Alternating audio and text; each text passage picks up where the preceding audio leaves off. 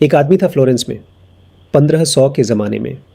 उसने अपनी पूरी ज़िंदगी में एक चीज़ ऑब्ज़र्व की, जो लोग सबसे ज़्यादा अच्छे थे, सबसे ज़्यादा दयालु थे, सबसे ज़्यादा उदार थे, वो लोग सबसे पहले बर्बाद हुए। और जो लोग समझदार थे, रणनीतिक थे, जो जानते थे कि अच्छाई कब दिखानी है और कब नहीं, वो लोग टिके रहे, बढ़ते रहे, जीते रहे। उस आदमी का नाम था निकोलो माकियावेली। और आज मैं आपको वो बात बताने वाला हूँ जो उन्होंने 500 साल पहले लिखी थी, जो आज भी उतनी ही सच है, बल्कि शायद और भी ज़्यादा। पहली सच्चाई, अच्छे लोग इनविजिबल हो जाते हैं। आपने देखा होगा अपनी लाइफ में, ऑफिस में एक बंदा होता है जो हमेशा काम करता है, समय पर आता है, कभी कंप्लेंट नहीं करता, अपने साथियों की मदद करता है, डेडलाइंस मिस नहीं करता, सब उसे पसंद करते हैं। और प्रमोशन किसे मिलता है? उस बंदे को जो थोड़ा लाउड है, जो अपना काम सबको दिखाता है, जो मीटिंग्स में बोलता है, जो बॉस के साथ कॉफ़ी पीता है। ये इनजस्टिस नहीं है, ये साइकोलॉजी है। इंसान का दिमाग एक चीज़ को नॉर्मल मान लेता है। जो चीज़ हमेशा वहाँ होती है वो दिखनी बंद हो जाती है। जैसे घर की दीवार, आप उसे रोज़ देखते हैं लेकिन देखते नहीं। वो एग्जिस्ट करती है आपके लिए, लेकिन आपका ध्यान उस पर नहीं जाता। अच्छे लोगों के साथ यही होता है। मकियावेली ने द प्रिंस में लिखा था कि लोग हाथों से नहीं, आँखों से जज करते हैं। मतलब ये कि लोग ये नहीं देखते कि आप एक्चुअली क्या कर रहे हो, वो देखते हैं कि आप कैसे दिखते हो। और जो बंदा हमेशा चुपचाप अच्छा काम करता रहता है, वो किसी को दिखता नहीं। आपकी कंसिस्टेंसी आपकी सबसे बड़ी कमज़ोरी बन जाती है, क्योंकि लोग आपको ग्रांटेड मान लेते हैं। आप रिलायबल हो तो आप बोरिंग हो, आप प्रिडिक्टेबल हो तो आप अनएक्साइटिंग हो। और दुनिया एक्साइटिंग लोगों को याद रखती है, रिलायबल लोगों को नहीं। इसका मतलब ये नहीं कि आप अनरिलायबल हो जाएं। इसका मतलब ये है कि अपनी अच्छाई को विजिबल बनाएं, स्ट्रैटेजिक तरीके से, सही समय पर और सही लोगों के सामने। दूसरी सच्चाई, दया कमज़ोरी का सिग्नल देती है। ये बात थोड़ी कड़वी है, लेकिन सुनिए। जब आप किसी के साथ हमेशा नरम रहते हैं, हमेशा माफ़ करते हैं, हमेशा समझते हैं, हमेशा दूसरे का साइड लेते हैं, तो सामने वाला इंसान अनकॉन्शियसली एक कंक्लूजन निकालता है कि आपके पास कोई और ऑप्शन नहीं है। ये क्रूर लगता है, लेकिन ये सच है। जब कोई हमेशा देता है और कभी नहीं लेता, तो दूसरा इंसान ये नहीं सोचता कि ये कितना जेनरस है। वो सोचता है कि शायद इसे मेरी ज़रूरत है, शायद ये अफोर्ड नहीं कर सकता कि मुझे खो दे। और जब ये फीलिंग आ जाती है रिश्ते में, तो रिस्पेक्ट कम हो जाती है। मकियावेली ने एक बात कही थी जो बहुत लोगों को अनकंफर्टेबल करती है। उन्होंने कहा कि अगर आप हर किसी के दोस्त हैं तो आप किसी के भी दोस्त नहीं हैं, क्योंकि जिस चीज़ की कोई कीमत नहीं होती उसकी कोई वैल्यू नहीं होती। सोचिए, हीरे इसलिए कीमती हैं क्योंकि कम मिलते हैं। अगर हर जगह हीरे बिखरे पड़े होते तो कोई उन्हें उठाता भी नहीं। आपकी दयालुता, आपकी मदद, आपका समय, ये सब तब तक कीमती है जब तक रेयर है। जब ये अनलिमिटेड हो जाए तो इसकी वैल्यू ज़ीरो हो जाती है। एक उदाहरण सोचिए, 2 डॉक्टर्स हैं, एक हमेशा अवेलेबल है, कभी भी कॉल करो उठा लेगा, रात को 2 बजे भी, वीकेंड पर भी। दूसरा डॉक्टर बहुत बिजी है, अपॉइंटमेंट लेनी पड़ती है, हफ्तों का वेट करना पड़ता है। अब बताइए, आप किस डॉक्टर को ज़्यादा केपेबल समझेंगे? ज़्यादातर लोग दूसरे को, क्योंकि स्कैर्सिटी ने उसकी वैल्यू बना दी है। यही आपकी अच्छाई के साथ होना चाहिए। हमेशा अवेलेबल मत रहिए, हमेशा हाँ मत कहिए। अपनी दया को, अपनी मदद को, अपने समय को कीमती रहने दीजिए। तीसरी सच्चाई, माफ़ी की एक एक्सपायरी डेट होती है। ये साइकोलॉजिकल सच्चाई है जो बहुत कम लोग जानते हैं। जब आप किसी को माफ़ करते हैं, उस समय आप एक्चुअली एक मैसेज दे रहे होते हैं। वो मैसेज है कि जो तुमने किया वो एक्सेप्टेबल था, कम से कम इतना एक्सेप्टेबल कि मैं रिलेशनशिप बचाने के लिए इसे इग्नोर कर सकता हूँ। पहली बार माफ़ करते हो, ठीक है, इंसान गलती करता है। दूसरी बार माफ़ करते हो, थोड़ा ज़्यादा है लेकिन चलता है। तीसरी बार माफ़ करते हो, अब आपने ऑफिशियली एक पैटर्न सेट कर दिया है। सामने वाले को पता चल गया, चाहे कॉन्शियसली हो या अनकॉन्शियसली, कि इस इंसान के साथ कुछ भी करो ये माफ़ कर देगा। इस इंसान की कोई बाउंड्री नहीं है, इस इंसान को हर्ट किया जा सकता है और कोई कॉन्सिक्वेंस नहीं होगा। और एक बार ये पैटर्न बन जाए तो वो रिश्ता बराबरी का नहीं रहता। मकियावेली ने रेनेसांस के फ्लोरेंस में यही देखा था।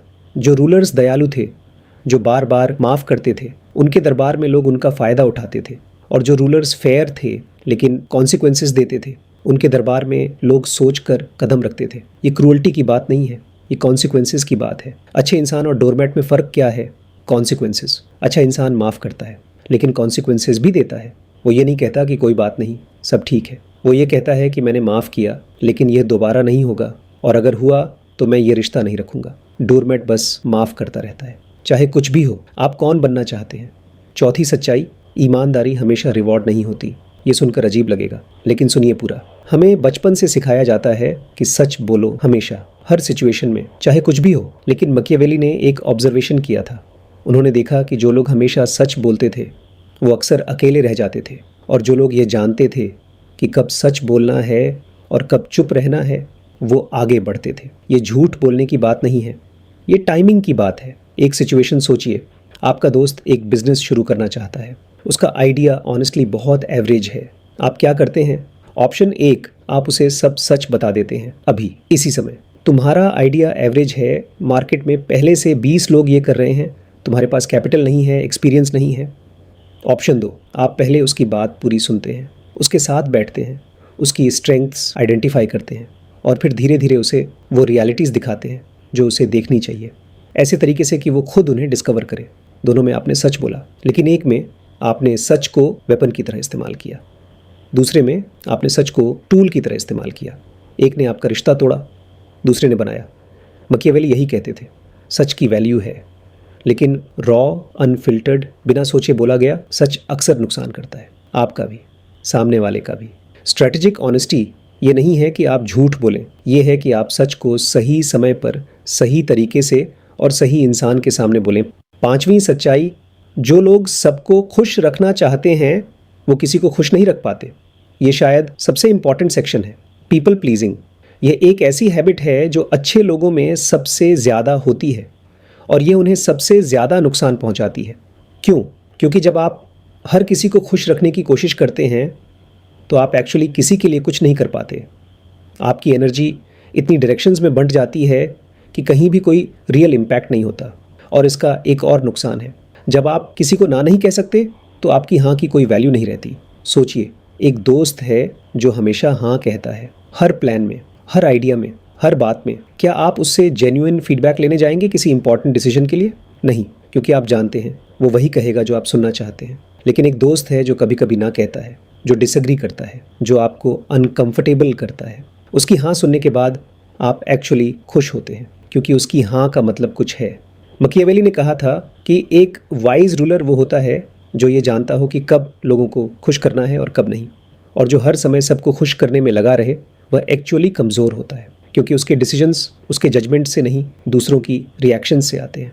आपकी लाइफ में भी यही होता है। जब आप हर किसी की ओपिनियन को इतना वेट देते हैं कि आप खुद कोई डिसीजन नहीं ले पाते, तो आप एक्चुअली दूसरों को अपनी लाइफ का कंट्रोल दे रहे होते हैं, और फिर आप वंडर करते हैं कि मेरी लाइफ मुझे क्यों नहीं मिल रही जो मैं चाहता हूँ, क्योंकि आप वो जी रहे हैं जो बाकी सब चाहते हैं।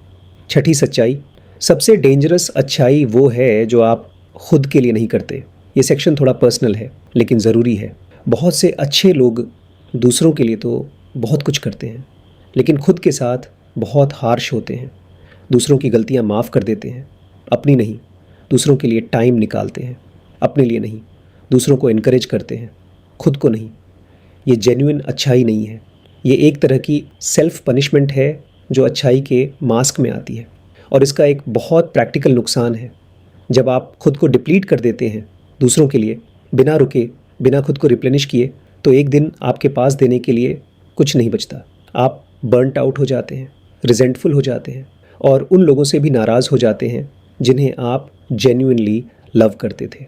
मकियावेली ने इसे एक अलग एंगल से देखा था। उन्होंने कहा था कि एक रूलर जो अपने रिसोर्सेज को बिना सोचे खर्च कर देता है, वो इवेंचुअली इतना कमज़ोर हो जाता है कि उसे टैक्सेस बढ़ाने पड़ते हैं, और तब जनता उससे नफ़रत करती है। आपके साथ भी यही होता है।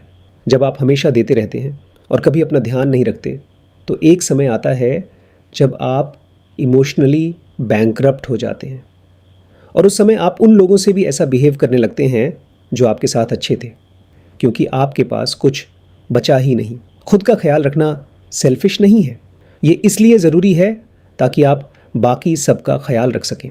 7वीं सच्चाई, अच्छाई और ताकत एक साथ हो सकती है। ये सबसे इम्पॉर्टेंट मैसेज है, और यहीं पर ज़्यादातर लोग मकियावेली को गलत समझते हैं। लोग सोचते हैं कि मकियावेली का मतलब था कि बुरे बनो, क्रूअल बनो, मैनिपुलेटिव बनो।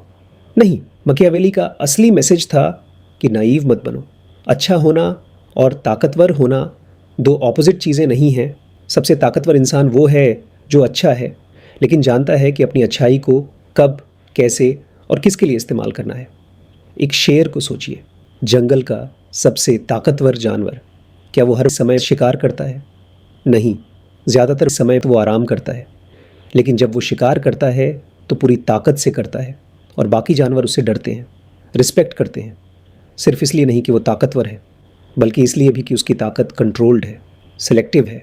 आपकी अच्छाई भी ऐसी होनी चाहिए, सिलेक्टिव, इंटेंशनल, पावरफुल।